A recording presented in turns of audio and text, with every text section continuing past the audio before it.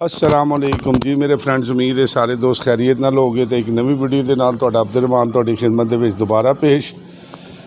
तो बिजली दे बिल तो मैडम मरीम नवाज दा रिलीफ तो यह वेखो अवाम परेशान हो के खलोती है तो बिल फड़ के वेखन रही है।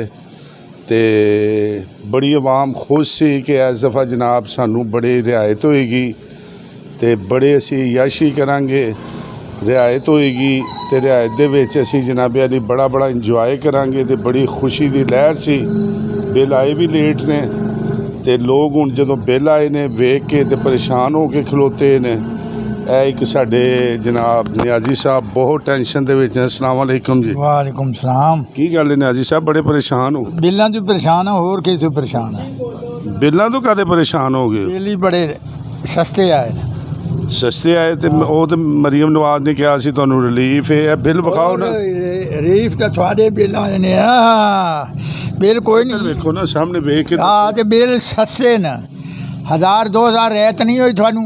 किथे आई है तो विखाओ अपने बिल ये विखाओ। सारे तो बिलों तो जब घट आए थोड़े तो किन्ने वध आ गए। नहीं वो रिलीफ जी उन्होंने दी वो नहीं दी उन्होंने कहा भी थानू ठोकांगे। ठोकांगे? आहो तेरी खैर। उन्होंने कहा जी तुहानू ठोकांगे। ए बिल विखा के ने मैनू दे गए ने, बिल तो लै जाओ अपना।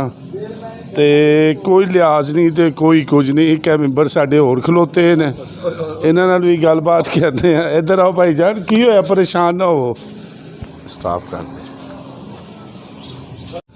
एक भाई जनाब एक माड़ा जिहा बंदा छापर बेचण वाले जा रहे सी, इन्हां ने भी हत्थ 'च बिल फड़े सी ते इन्हां नूं भी वेख्या।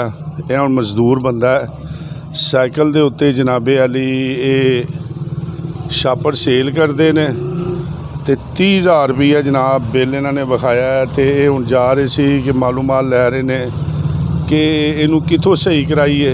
अवाम इस दफ़ा बड़ी खुश सी कि सानू जनाब मरीम नवाज ने बड़ा रिलीफ दे देना। तो जदों रिलीफ मिलना तो लोगों ने पता नहीं की सोचिया सी।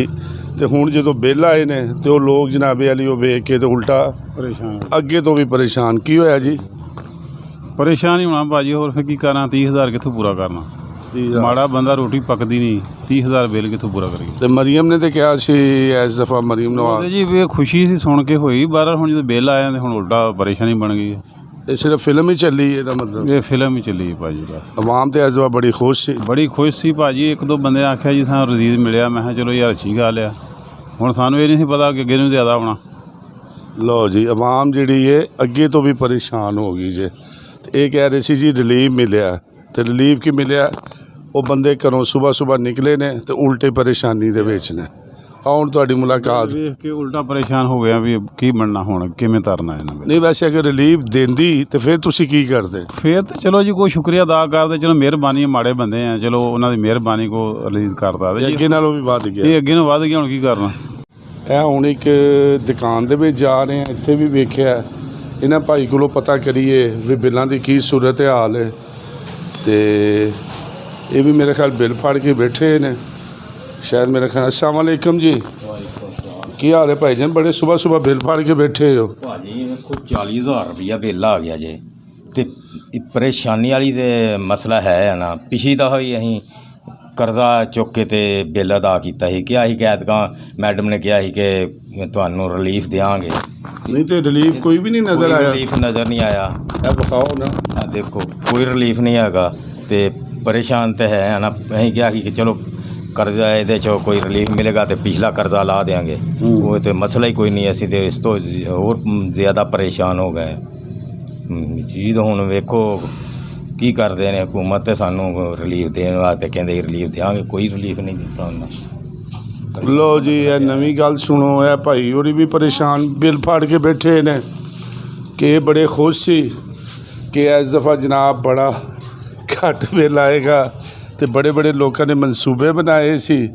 ਉਹ ਜਨਾਬ ਉਹ ਵਿਚਾਰਾ ਕਹਿੰਦਾ ਕਿ ਮੈਂ ਤੇ ਜਨਾਬ ਅੱਗੇ ਨਾਲੋਂ ਵੀ ਤੰਗ ਹਾਂ। ਆਓ ਹੁਣ ਕਿਸੇ ਹੋਰ ਨਾਲ ਮਿਲੀਏ ਤੇ ਵੇਖੀਏ ਕੀ ਇਹ ਸੂਰਤ ਹਾਲ ਹੈ।